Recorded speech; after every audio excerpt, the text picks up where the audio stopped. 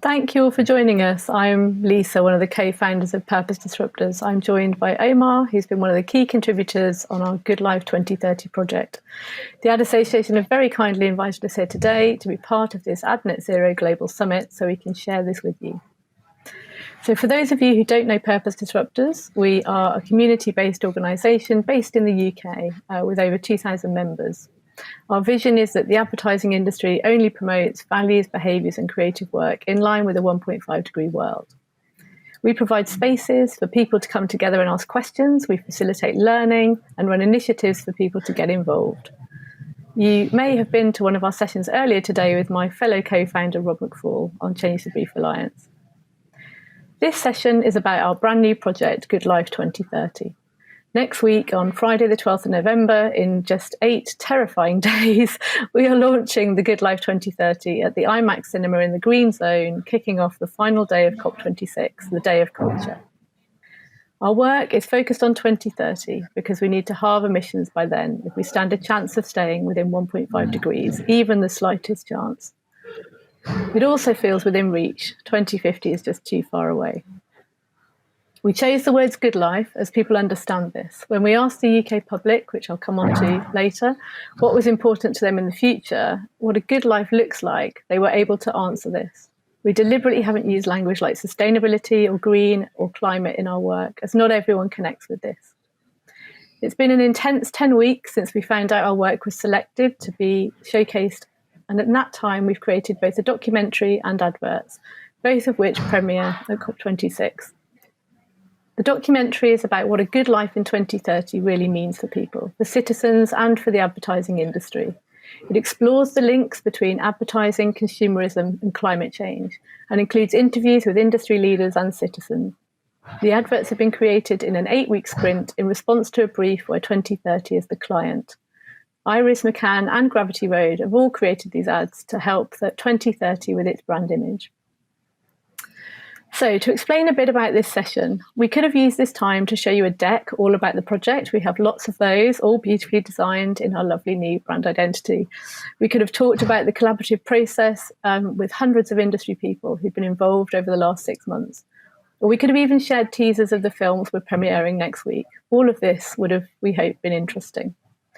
Instead, however, we wanted to use our time together to bring you on the journey with us, to provide you with something a bit different, a break from presentations and panels perhaps, a chance to sit back and enjoy an audio experience as we guide you through our newest project.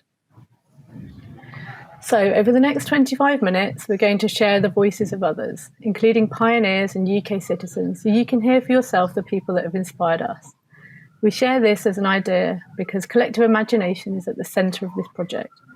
We will, of course, then explain a bit about the project, and Omar will share his experience of being one of the industry leaders at the centre, from participating in our industry workshop to being one of the 7 leaders featured in our documentary.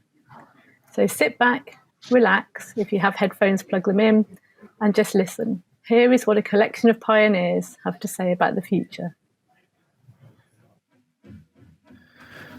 One could certainly admit that the times are dark, but I'm incredibly optimistic about the future. And not a kind of divorced idealistic optimism though, a more grounded, realistic one. It made me think of the work of El-Gammal when he talks about going into the cracks, going into the places where we tend not to see the shadow, and it is there, the void, the confusion that erupts from being in a liminal place like the edge, like the cracks, that creates the exact fertile soil for surprise, for possibilities, for potentialities. Obviously, we have the challenges before us, and one that's kind of grounded in a sense of not faith in time, but faith in relationships, that somehow we will continue to relate to each other in ways that even through conflict and even through turmoil, even through catastrophe, will allow us to step closer to each other. And in so doing, imperfectly, we will have a future. We will have a future indeed. I mean, we are a curious species, of course, but a creative one at that, a precocious one at that, thinking beyond the present challenges and the more aligned community that we can be. Ooh, I get excited about that.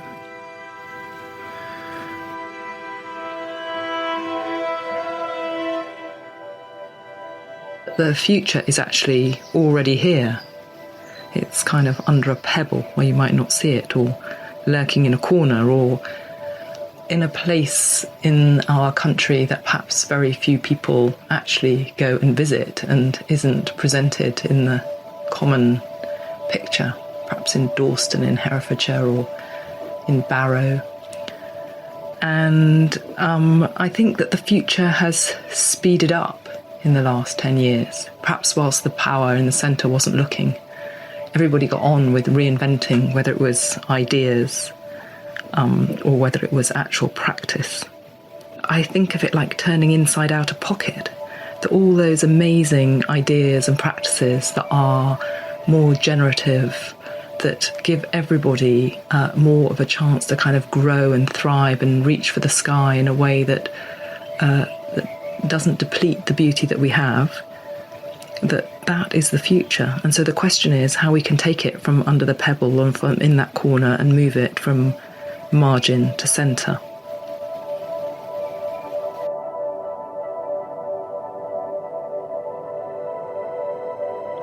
So transparent like a glass, reflective like a mirror. These are the two democratic properties of digital spaces.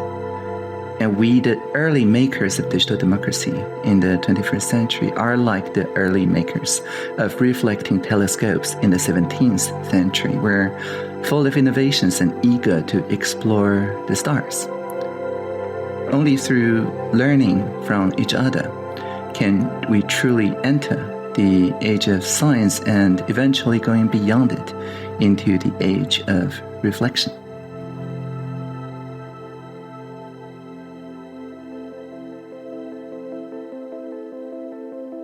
My sense about the future is that it is pretty bleak, really. If you just go off the science, the climate science, most of which is based around a kind of what happens if we don't do anything scenario. But even if we did everything we possibly could do, the changes that we will see are pretty profoundly troubling. But if we do nothing, then they are apocalyptic. But I also, when I try and sense into the future, because I spend so much time around seeing people who are doing something about it, and organizations and groups and movements who are building what comes next and trying to put new things in place, then I also get the very strong sense that the future could be absolutely extraordinary. And I feel like we lose sight of that too easily. And that if we were to do everything we possibly could do over the next 10 years, if the next 10 years turned out to be a time of the most profound, extraordinary, transformative change and shift in all aspects of culture, the process of creating that could absolutely be the making of us. It would be like living through a revolution of the imagination.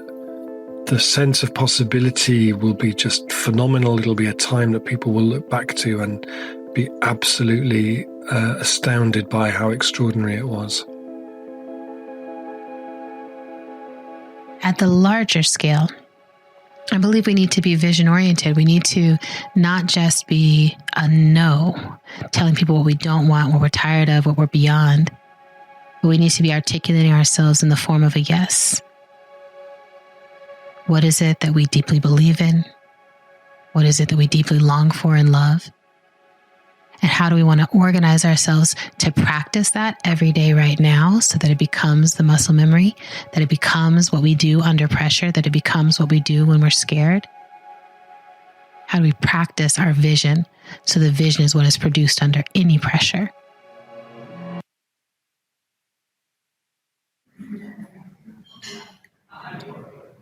Wow, so much richness and deep thinking. Maybe take a moment and reflect, and maybe kind of what feelings or words come to you. Maybe write these down. maybe share them in the chat if you'd like to. I love that audio. You were listening to Adrienne Marie Brown, Dr. Angel Acosta, Audrey Tang, Hilary Cottam and Rob Hopkins. All of these people are leading different movements around the world. The audio was collected by one of our workshop collaborators, New Constellations, for their project Glimmers of Hope.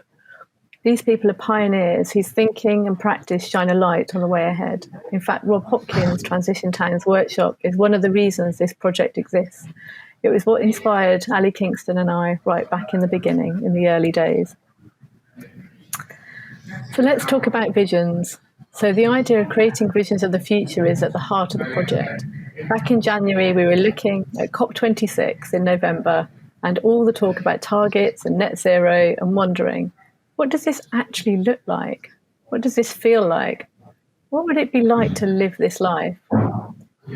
We know we need to halve emissions by 2030, but it seems to us that the only visions that currently exist of the future are either dystopian ones that you look away from or utopian ones that people don't believe in. We wondered if the ad industry, as the architects of desire, could create compelling visions of the future, ones that people want to run towards today. The starting point for this was to ask UK citizens what their visions of 2030 actually are. We ran some deep qualitative research with the Insight Climate Collective. We wanted to reach beyond the bubble, beyond the 13% of people who are currently connecting with the climate narrative. We recruited people from segments of the population who are really concerned about climate change, and they make up a further 42% of the public. And this is what they told us. I'm really grateful for what I've got. If in 2030 I have the same as what I have now, it's not a problem for me. I feel like I've already overachieved what I thought I would achieve.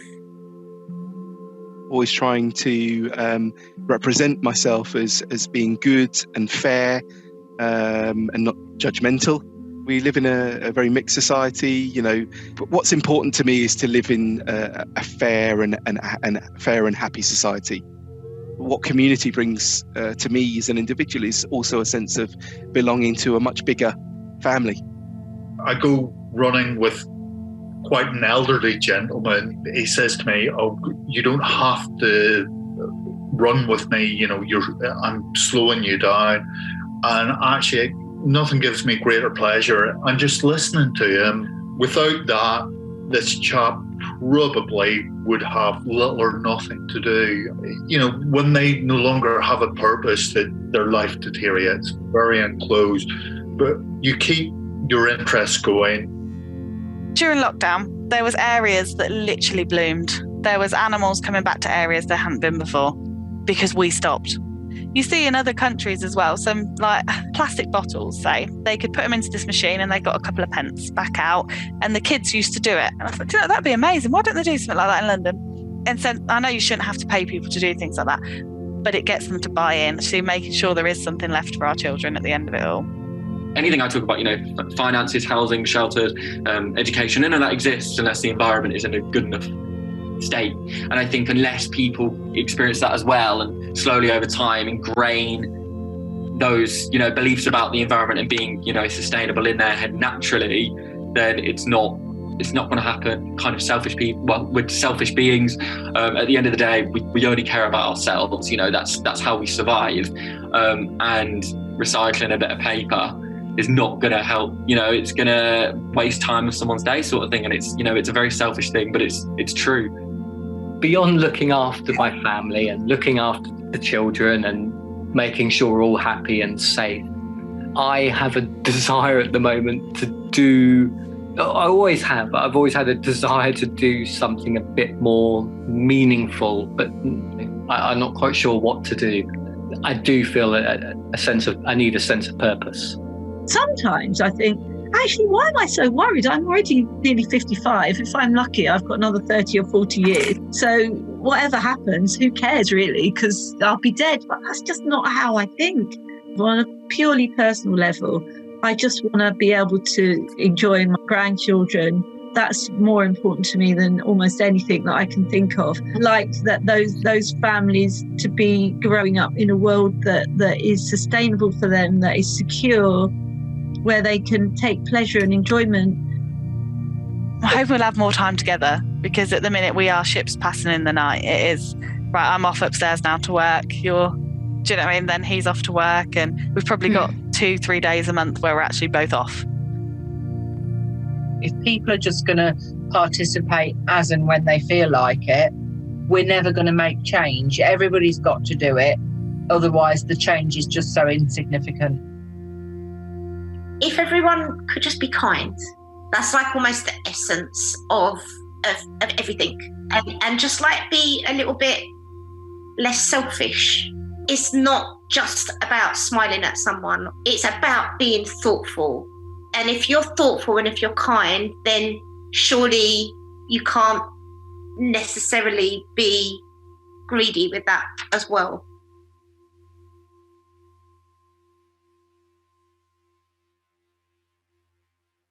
We've been so inspired by how clear the UK public are about the future they want.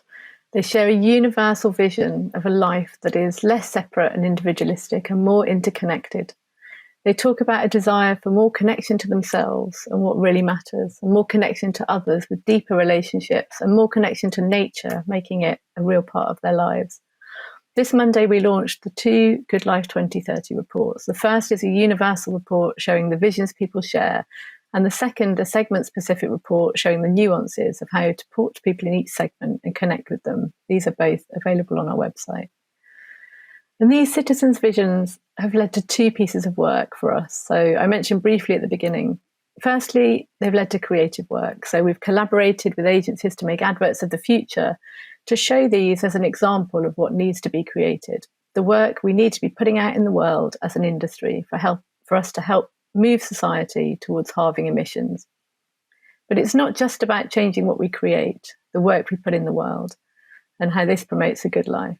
The second part is equally as important. It's about how we change ourselves and how we change our industry. We believe change happens first on a personal level. So we invited industry leaders to workshops to reflect on their visions and to listen to the pioneers' visions and the visions of citizens, the ones that you've just heard. We asked them to share what they thought this meant in terms of the shifts the industry needs to make. These feature in the documentary. Omar has been one of the leaders at the centre of this work, and he's going to tell you a bit more about his journey. Hi, everybody. Thank you very much, Lisa, for that wonderful introduction. It's been a real pleasure, actually, being a part of this journey with Purpose Disruptors and with the Good Life Project, and just listening to average, everyday citizens' visions of what 2030 could look like. But I'm going to actually start off by giving you all a little bit of a confession. For everybody who's listening, I tend to look at these types of events, Ad Net Zero, COP26, and so on, with a bit of hesitation to take part at all, in all honesty, because the truth is, maybe like a lot of people who are listening right now, is that I've never really seen myself as somebody who's an environmentalist. And I think that term probably carries a lot of different things for different people. And it doesn't mean I don't care for the environment. Of course, I care for the environment. I care about the impact our industry has on the world around us. But I've always feared taking part in these types of things because there's something in me that's always felt like in order to take part in these things, you kind of have to be a little bit of a purist. You have to be incredibly turn it up to 11 all the time with regards to doing things to do our part. And like many of you listening, despite the fact that I've tried to prevent myself from taking part in a lot of these things in the past, I still had questions in the back of my mind, questions about our impact and our role as an industry. And then luckily, some time back, I came across Purpose Disruptors, and I came across all the great work that they've been doing with the Good Life Project. And something in me changed. Something in me clicked, because once I started to engage with the Good Life Project and with the fabulous team at Purpose Disruptors, I was reminded of 3 really powerful things. The first one is that, like you heard in lots of the recordings and visions of 2030, nature is actually really resilient.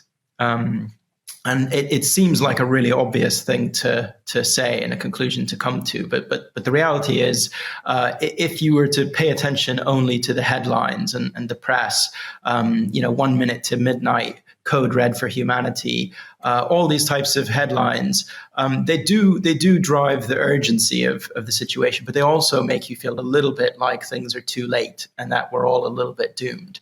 But actually, there is quite a bit of time for us to be able to make, or opportunity for us to make a significant impact. And I think everybody in this industry has a really important role to play in that. And if you think about the climate crisis and people's attitudes to the fact that maybe they're losing faith and they're losing optimism, it really is the biggest marketing challenge of our time. And I think we've got, as an industry, a role and a responsibility and the capabilities to really help change that and get the changes that we all need to happen faster. A second thing that I came to a conclusion about in terms of realizations working with the Good Life Project and Purpose Disruptors is that nature is not the only thing that's resilient. People and communities are incredibly resilient as well. And a lot of us have probably, at times questioned our faith in government, in leadership, in companies and institutions, or whatever you might have. But there's always faith to be had in people.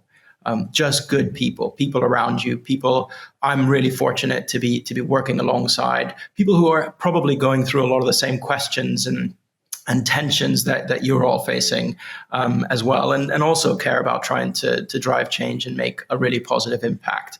And so I would invite you to stop and to look around you, because agencies or the industry is actually made of bigger things than just holding groups and big agency names. It's made of all your colleagues and your peers who are constantly wanting to do something to help drive those changes that we need a lot faster. And I found a lot of that community through Purpose Disruptors and through my own agency and other people that I'm fortunate enough to work with. And you're likely to find the same as well. And then finally, the last thing that I found incredibly reassuring is that you don't need to have all of the answers. It feels like this is such a big problem to solve, but really it doesn't need you to solve it. What we invite you to do with Purpose Disruptors is, as Jonathan Wise constantly tells me, ask the questions that your heart really wants you to ask. Let that be your starting point and connect with the people around you in the industry who are probably wondering a lot of the same things. And you'll be surprised about the types of changes and things that you can drive. And so, as Lisa and the rest of the team have said, all these big changes that we're after, that we're trying to accelerate, really start on a personal level. So I invite you to connect with Purpose Disruptors and the Good Life Project.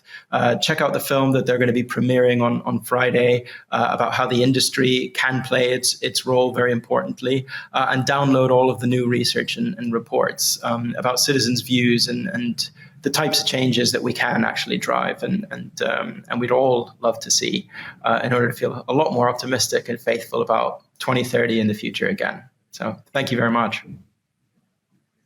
Thanks so much, Omar. And it's always so refreshing to hear your honest and heartfelt kind of thoughts on where you're at and kind of your reflections on the work that we're all kind of doing together.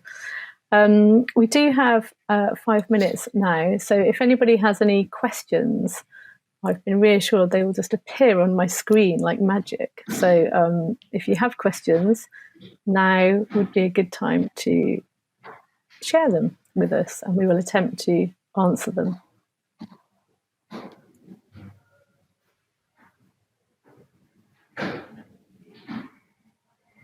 I can just see somebody's screen moving around. Aha. Okay. So when you reach 2030, what will be the next mission for Purpose Disruptors? That is a very good question. We might all just go and lie down, I think, when we get there. I think it's an ongoing project. I think for us, we see it as, 2030 was a very deliberate choice. We have to halve emissions by then, and that's the absolute minimum we have to do. And so that gives us a really clear thing to kind of head towards, and it's only 8 years away. So we see that as a really big kind of, mission, but that it won't end there. Obviously, we are, kind of driven by the desire to see how our industry can be a force for good, can be part of the change that needs to happen. So there are many other projects that we're also working on. There's a question from Irene, Omar. I don't know if you want to share this. Could you show any practical actions from your agency that everyone else can learn from?